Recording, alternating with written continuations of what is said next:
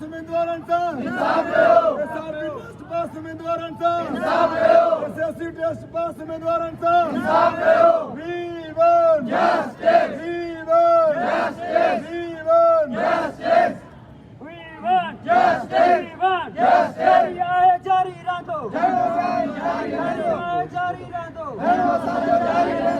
इंसाफ कयो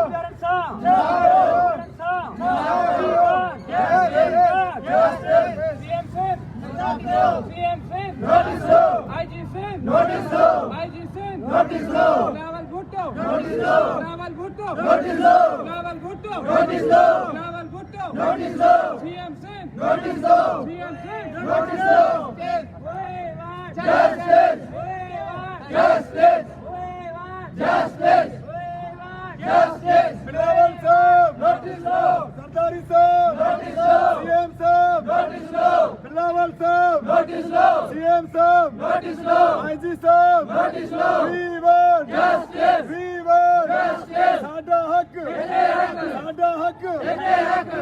want justice we want justice तरजीह दो मेरठ को तरजीह दो मेरठ जो कत्ल बंद कयो मेरठ जो कत्ल बंद कयो मेरठ जो कत्ल बंद कयो मेरठ जो कत्ल बंद कयो we want justice we want justice we want justice CM साहब नोटिस लो बिलावल साहब नोटिस लो वजीर आला सिंध नोटिस लो we want justice we want justice we want justice हक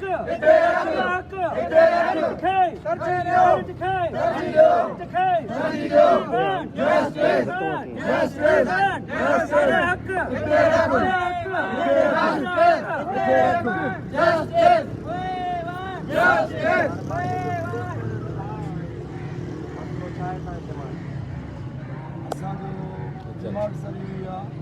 असां 2019 में टेस्टां सभु क्लियर कयूं आहिनि एसआरपी एसएससी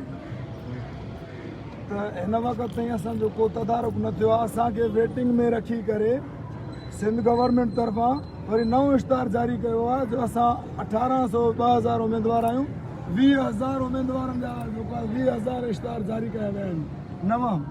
छा असांजो क़सूरु कहिड़ो आहे असांजो क़सूरु इहो आहे त असां मेरिट ते टेस्ट ॾिनियूं आहिनि या ॿुधाइनि जेको आहे त मेरिट खे ख़तमु करनि क़ाइदे आज़म जी कोटा करनि घर असांखे पंहिंजा न आहिनि मसवड़ जा आहिनि ऐं असां जेको आहे त बचड़ा पंहिंजा खपाए उन्हनि जी जेको आहे त कोटा पूरी कंदासीं ऐं पंहिंजे बक़ाया बचड़नि जे लाइ कुझु कंदासीं चोथों पंजों ॾींहुं आहे असां हिते तज़लीली वारी ज़िंदगी था गुज़ारियूं त हिन वक़्त ताईं कोई लड़ी न आयो आहे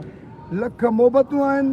अलाह साईं हुनखे बचनि मां शहर कंदो असांजा बचड़ा बि अदा मुश्ताक सरकी खे दुआऊं था कनि 2000 उम्मीदवारनि जा बचड़ा अदा मुश्ताक सरकी खे दुआऊं था कनि जेको असांजे हमदर्दी ऐं असांजे हिन धरणे में पहुची करे असांजे ॾुख में शामिलु थियो आहे मूं वटि एतिरा अल्फाज़ न आहिनि जो मां हुनजे लाइ बयानु कयां लख मोहबतूं आहिनि ऐं सीएम सिंध खे अदा मुश्ताक सरकी जे वाल तां मां हिकिड़ी रिक्वेस्ट थो कयां त आहिनि एसआरपी ऐं एसएसयू जा जेके समूरा टेस्ट पास कया समूरियूं जेके घुर्जूं आहिनि उहे पूरियूं कयूं मेडिकल टेस्ट हुजे रनिंग टेस्ट हुजे रिटन टेस्ट हुजे इंटरव्यू हुजे समूरा टेस्ट जेके आहिनि हिननि उनजे बिल्कुलु उबतड़ ऑर्डर ॾियण जो वक़्तु आयो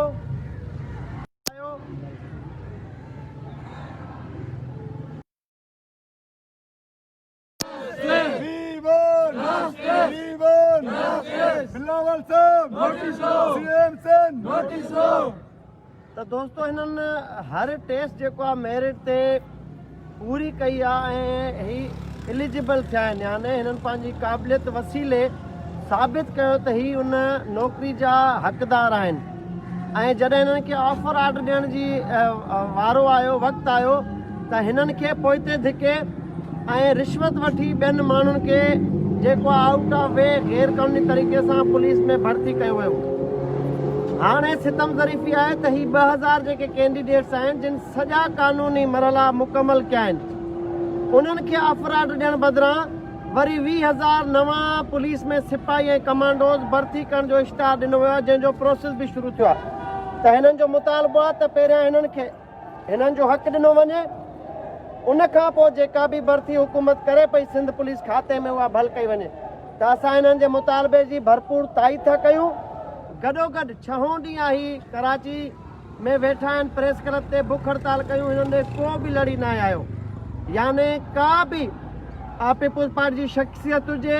को पुलिस जो आला अमलदार हुजे या का सियासी पार्टी हुजे, उहा हिननि वटि न आहे कई आई, छाकाणि त हिन जो ॾोह इहो आहे, ही धरती जा वारिस आहिनि ऐं सिंध जी दिलि कराची में ही पंहिंजे बचनि जे रोज़गार जे लाइ बुख हड़ताल कयूं वेठा आहिनि। पर हिननि जी हिकु बि न ॿुधी वई आहे। ही मूं वटि घर बि आया 2-3 चकर, जंहिंमें मूं हिननि सां वाइदो कयो त तव्हांजे एहतजाज जी बि भरपूर सपोर्ट कबी ऐं जेका कानूनी टीम आहे उहा बि हिननि खे असां जेको आहे फराहम कयूं पिया त सुभाणे हिननि जो जेको आहे केस तयारु कबो। टीम मुश्ताक सर की जेका लीगल टीम आहे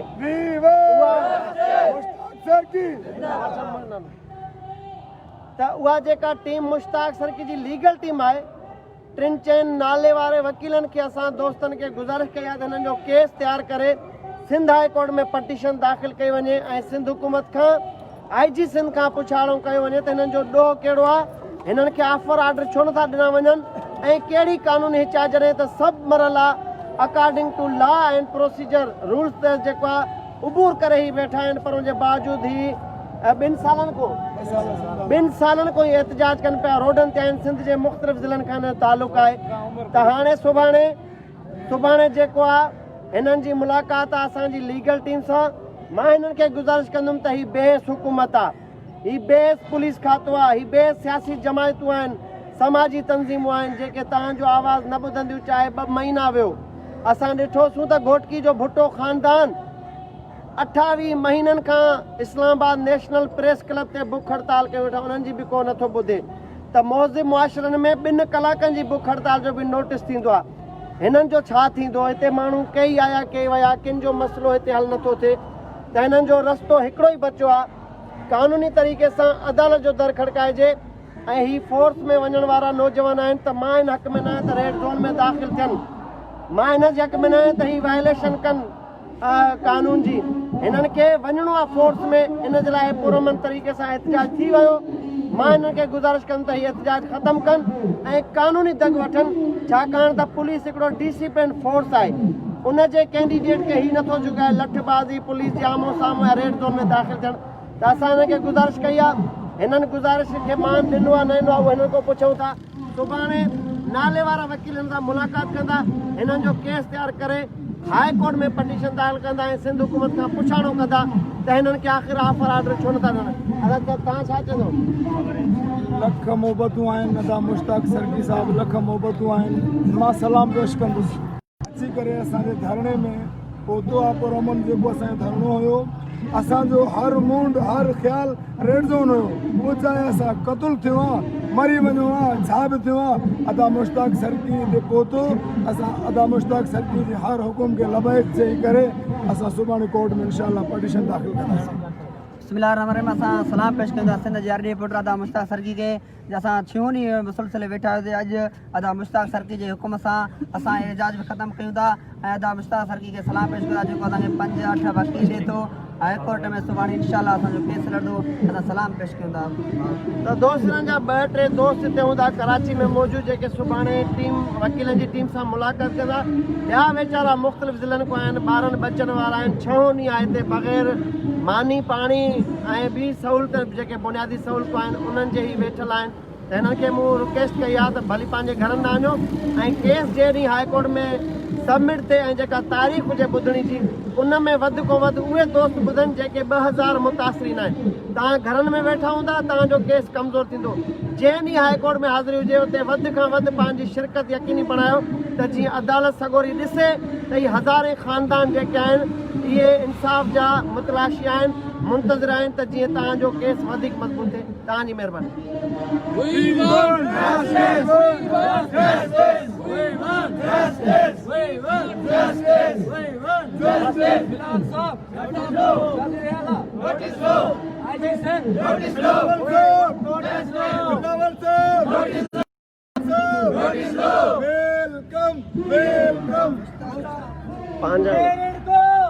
वेलकम।